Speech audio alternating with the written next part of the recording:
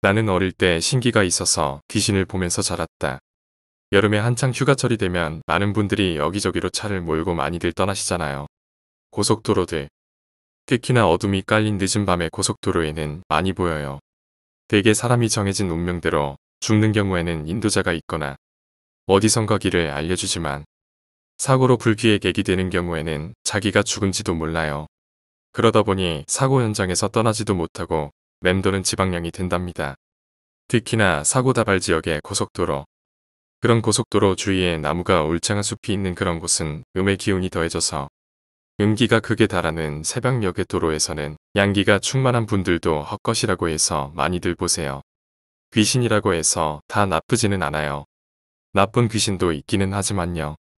고무가 모는 차를 타고 강원도 쪽으로 해서 고속도로를 타고 가는데 고무가 초행길이다 보니까 길을 잘못 들어서 뱅뱅 돌다 보니까 밤이 되어버렸어요. 당시에는 내비게이션 같은 게 없다 보니 더했죠. 조금 쉴까 해서 들린 휴게소에서 대학생 일행분들이랑 가는 길이 같아서 같이 가기로 하고 그분들 앞에 출발하고 공무차 뒤에 따르고 하는 식으로 출발을 했는데 사고 다발 지역이라고 표식이 있는 곳을 지나서 가고 있었고 뒷좌석에서 자고 있는데 누가 부르길래 눈을 떴죠. 운전석. 고모가 운전대 잡고 있는 바로 그 운전석 창가에 얼굴이 일그러질 대로 일그러진 여자 귀신이 붙어서 절 부르고 있더군요. 고모가 놀랄까봐 조용히 바라보면서 말없이 앉아있는데 그렇게 한동안 있더니 앞서가던 일행분 봉고차에 턱하니 올라타서 몸은 고무차 쪽으로 해서 절 보면서 고개를 까딱까딱해요. 제가 귀신을 보는 걸 아는 거죠. 외롭다. 외롭다. 이 두 마디만 제 귀에 울려요.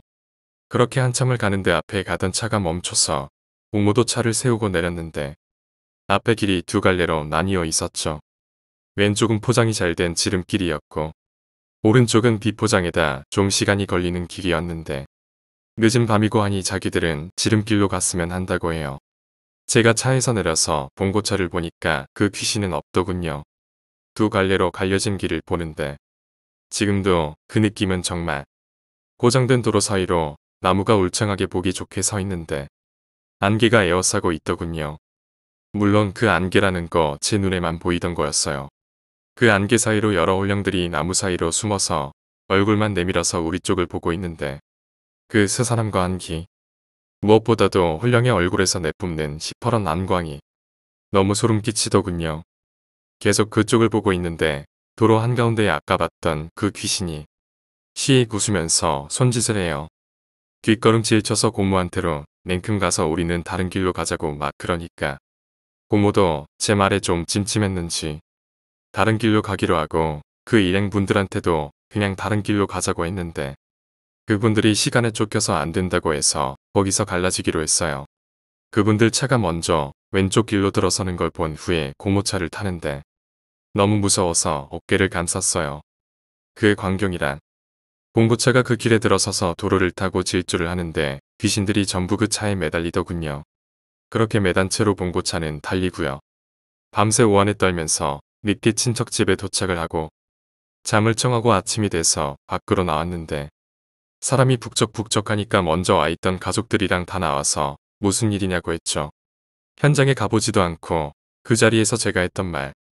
사람 죽었어. 객이 됐구나. 못된 귀신이야. 그래도 둘은 살았네. 이웃집 분이 오셔서 얘기하시는데 어제 그 일행들 차가 공사가 덜 끝난 도로인지도 모르고 과속해서 절벽으로 차가 굴렀는데 둘만 빼고 나머지 다 죽었다고 그러셨죠. 가족들이랑 친척들 죄다 멍한 표정으로 저를 보고 마지막으로 제가 한마디 더 하고 집으로 들어가는데 둘이 살면 뭐하노. 하나는 귀신 붙어서 하나 더 죽이고 따라가겠구만.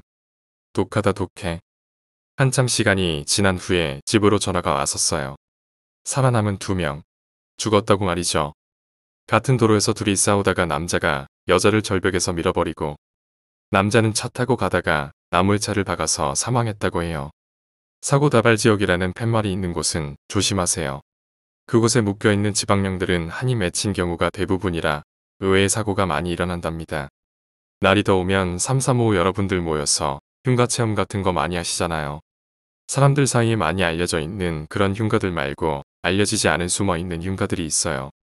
땅의 지기를 보거나 귀신을 보는 분들만 아시는 흉가가 있는데 이런 데는 알려지지 않는 이유가 정말 위험해서 대부분의 일반 분들은 전혀 모르세요. 정말 사고가 날지도 모르니까요. 그리고 그런 곳은 일반 사람들 눈에는 잘 안 끼어요. 저 봐주시던 무당 아주머니도 항상 하시던 말씀이 호교산을 걷거나 길을 걷다가 그런 곳을 보게 되거들랑 누구한테 알리지도 말고 들어가지도 말고 생각도 말라고 하셨죠. 늘 그러셨는데 자기들도 힘들고 신님들도 괴로워서 안 간다고. 어릴 때라 어디였는지는 기억도 없지만 정말 그 기운이 알려져 있는 흉가들하고는 비교조차 할 수 없을 정도로 정말 무서워요. 어떻게 거길 갔는지도 모르겠거니와 어떻게 거기에서 나왔는지도 모르겠어요. 지금도 시골에서 지낼 때 동네 애들이랑 놀다가 갑자기 비가 쏟아져서 다들 적당한 대로 숨어서 비를 피하다가 비가 그치자마자 다들 나왔는데 제일 어렸던 5살짜리 여자아이가 안 보이는 거예요. 애들끼리 찾아보자 하고 열심히 찾으러 다녔는데 찾다가 찾지도 못하고 다들 치진 상태이고 다른 애들은 부모님이랑 동네 어르신들에게 알리라고 보내놓고 전 계속 찾으러 다녔는데 정신없이 여기저기 돌아다니다가 어느 순간 정신 차리고 보니까 뒷산이에요. 등산 코스가 있는 곳이라 객지분들도 많이 오고 하는 산인데 처음 보는 길이 있더라고요. 늘 다니던 길이라서 익숙한 장소인데 그 길은 처음 보는 곳이었거든요. 그날따라 기분도 뭐랄까 몽롱한 그런 상태가 계속되었죠. 그렇게 멍하니 서 있는데 제 옆으로 남자 등산객 4분이랑 여자 등산객 1분이 뒤도 안 돌아보고 그 길로 가세요. 이상한 게 저 사람들 붙잡으면 안 된다라고 계속 머리에서 울려요. 그분들 따라 저도 뒤에서 저도 모르게 따라가고 있었어요. 한참을 걷다 보니까 제 앞에 있던 그분들이 언제 사라졌는지 보이지도 않고 앞에 다 쓰러져가는 별장 같은 건물이 있었어요. 대문은 다 낡아서 불이 무성한 잡초더미 사이에 아무렇게 나뒹굴고 있고 온몸이 막 아프고 쑤시는데 막 여기저기서 우는 소리가 들리는 거예요. 많이도 들리던 그 소리 중에서도 계속 울던 가늘고 서늘한 여자 목소리가 하던 말이 나 좀 내버려둬. 나 좀 내버려둬. 대문 안에 그 집 현관문에서는 손 같은 형상이 나와서 절 막 끌어당기는데 그때 정신이 번쩍 들면서 어딘지 알겠더군요. 이게 무당 아줌마가 말하던 그런 흉가였다는 거려. 안 들어가려고 발버둥 치는데 뒤에서 들어가라고 밀어요. 뒤돌아보니까 아까 제 앞으로 앞서가던 그 등산객이 흉가에 붙잡혀 있는 귀신들이었던 거죠.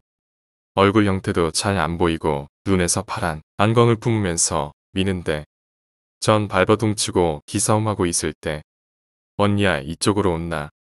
어린애 목소리가 들리는 쪽으로 보니까 제가 찾던 그 아이가 제가 왔던 길에 반대쪽에 있더라고요. 제가 알기로는 절벽인 장소였거든요. 어쩌나 하고 고민하다고 무작정 아이 쪽으로 뛰었어요. 정신없이 뛰어내려오니까 원래 있던 등산 코스 입구였어요. 아이는 안 보이고요. 나중에 집으로 내려가니까 그 아이 강물에 빠져서 죽었더군요. 죽은 아이가 절 구하러 왔던 거죠. 며칠 후에 다시 산에 가서 거기를 찾으려고 해도 못 찾겠더군요. 지금 생각해보면 정말 지금도 절 구해준 아이에게 감사하면서 살아요. 그리고 흉가 같은 데는 기가 약한 분들은 가지 마세요. 잡기를 붙여서 오시는 분들 정말 많더군요. 아닌 분들도 계시지만요. 다음 편에 이야기가 계속됩니다. 오늘 이야기가 재미있으셨다면 구독과 좋아요, 댓글 부탁드립니다. 댓글은 저에게 큰 힘이 됩니다. 감사합니다.